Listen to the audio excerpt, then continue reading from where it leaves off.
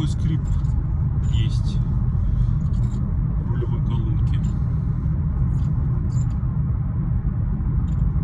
Когда руль немножко поворачиваешь, буквально на этом, или на кочки наезжаешь. В социальных сетях, группах Sorento 4-го поколения обсуждали, говорили, что это гарантийный случай.